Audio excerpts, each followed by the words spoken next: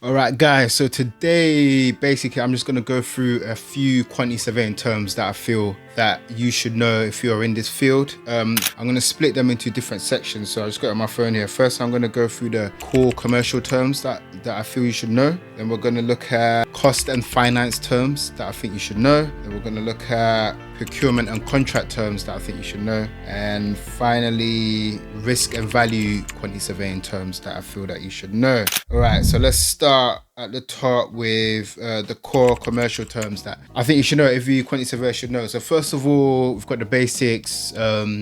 The bill of quantities. This is basically just like a shopping list. It's basically the project shopping list. So for example, you're building a house.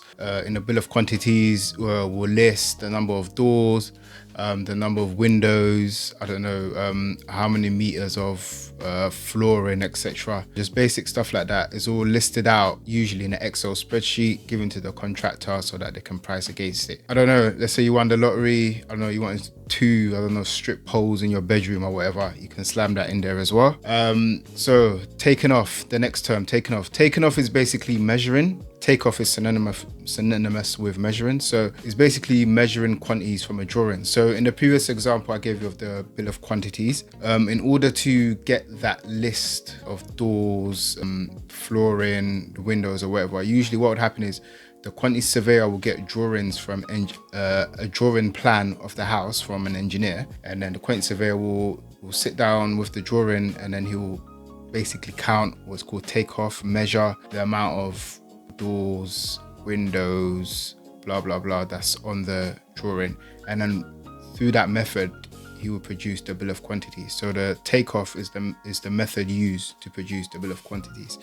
Nowadays we have software like Bluebeam that does that automatically. So once you get the PDF drawings from the engineer, you just bang it into Bluebeam software, and it usually just produces a bill of quantities for you automatically. No need to do it manually, even though they still teach that at uni.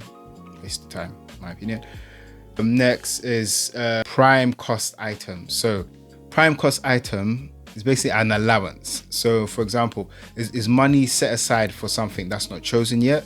So for example, in the house example that we're using, let's say I know I want tiles in my kitchen, obviously, but I don't know what type of tiles I want. Do you know what I mean? Do I want golden tiles? I don't know, just normal tiles. So you put a prime cost allowance in there, prime cost item in there for the tiles, because you put an amount of money aside in there, but you're not sure exactly how much it costs, but you know that you still need that item.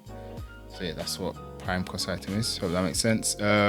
Next is provisional sum. So provisional sum is an estimate for work that is not fully designed yet. So for example, in the house example that we're building, we can put, let's say, a rough 10k allowance for landscaping works that we haven't designed yet, but we know that we will need the landscaping work. So that's an example of a provisional sum. Next we have interim payment. Interim payment is just progress money. So the contractor or the builders that are building the house, you're gonna have to pay them every month, and the interim payments are like staged payments. So for example, after pouring the concrete, at the end of the month, they might submit a bill for an interim payment for pouring the concrete. When they've built the first floor the next month, then they submit another bill for another interim payment. Do you know what I mean? So it's just paying in installments for each stage of the work that is done. In line with that is something called retention.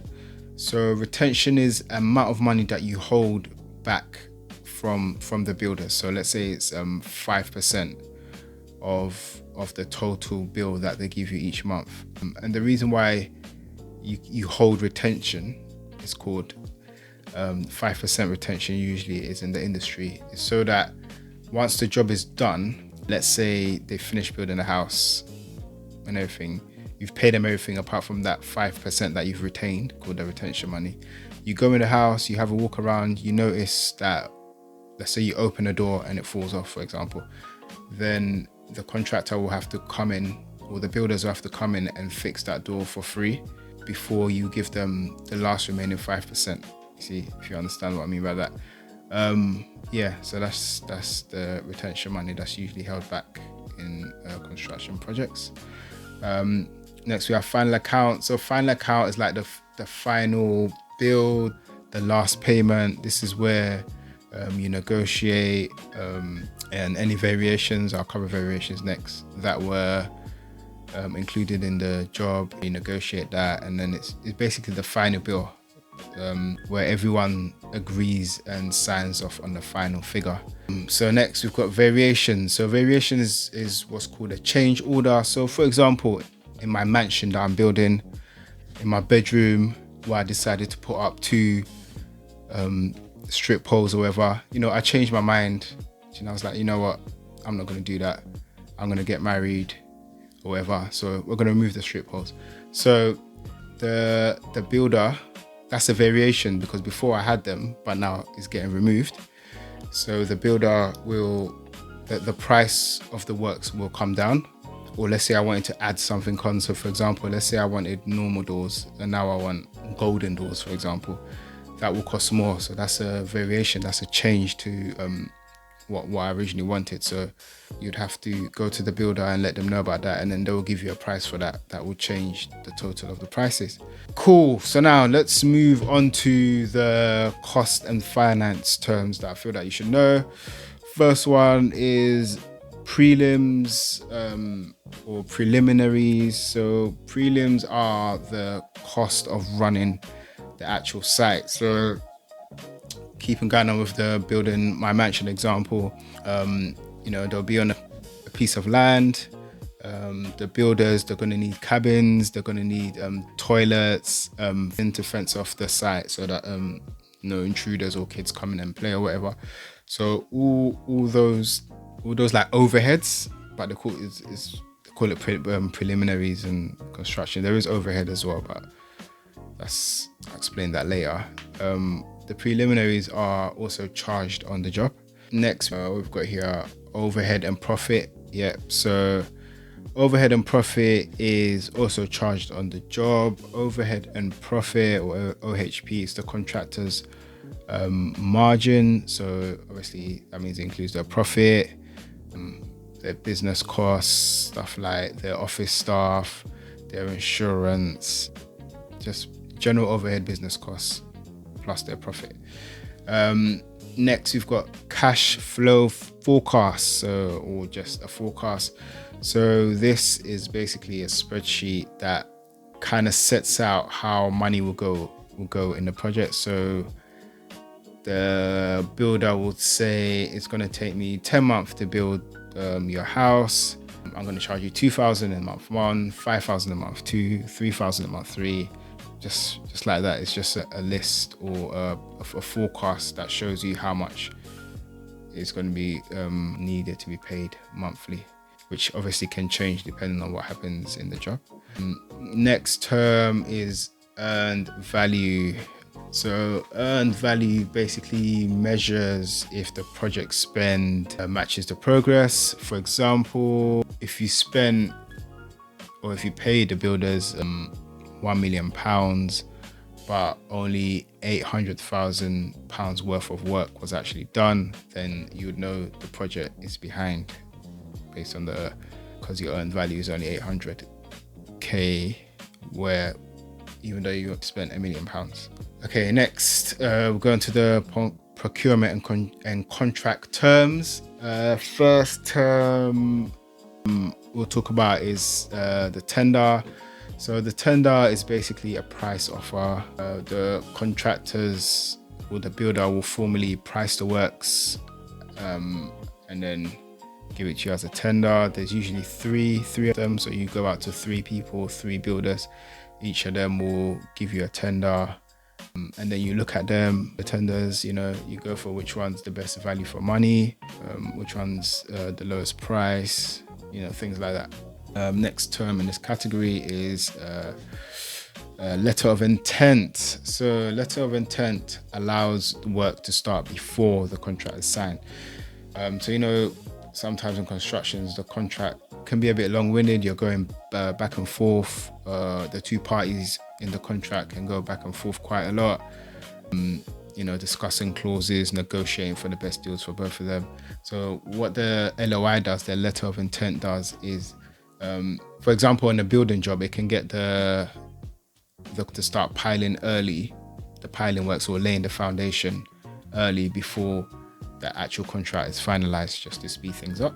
All right, next term we have on this is liquidated damages, or LDs. This is just basically a late fee. So let's say the house has to be built from 1st January 2025 and it has to be finished by 31st December 2025.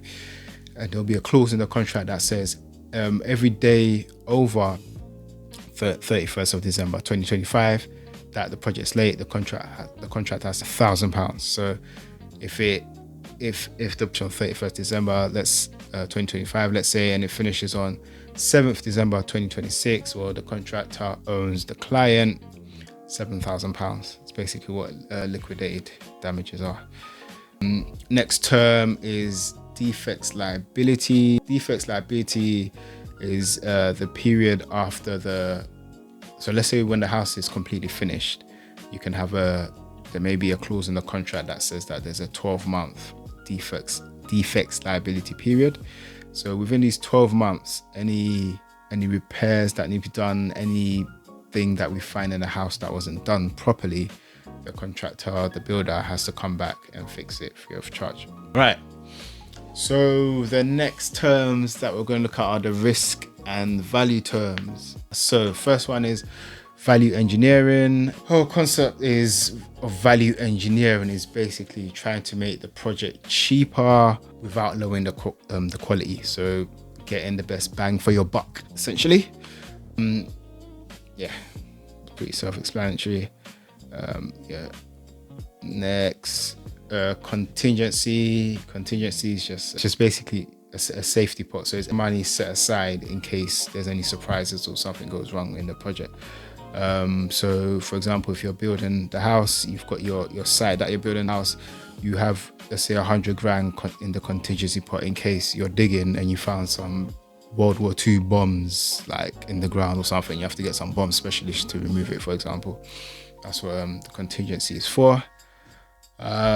Next, you have the risk register. Risk register is a list of all potential problems that might happen. For example, weather. Is the weather going to be bad? Is that going to delay the project? You put that in the risk register. Prices of things that you might need. For example, if you need steel for the construction, if steel prices are going up and down, you might put that in the risk register. Do you know what I mean? So it's just anything that you can see into the future that might cause any problems that will affect the cost of the project or the time or the value. You put in a risk register so that you can sit down as a team and figure out ways to mitigate the risk, lower the chances of it happening. Or if you can't do that as well, you can put a value against that risk, and then have a money so that if that risk does happen, you already have the money there to fix it. Yeah.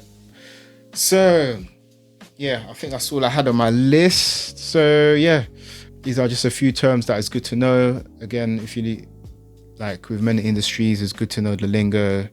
If you know the lingo, you know the words, you see a bit more with it, you seem a bit more part of the team. Do you know what I mean? People trust you a bit more. So it's good to know these terms.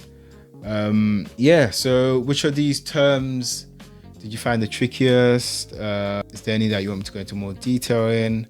Any other videos that you think will benefit you, let me know in the comments section and I will produce them. Thanks for watching and see you guys in the next one.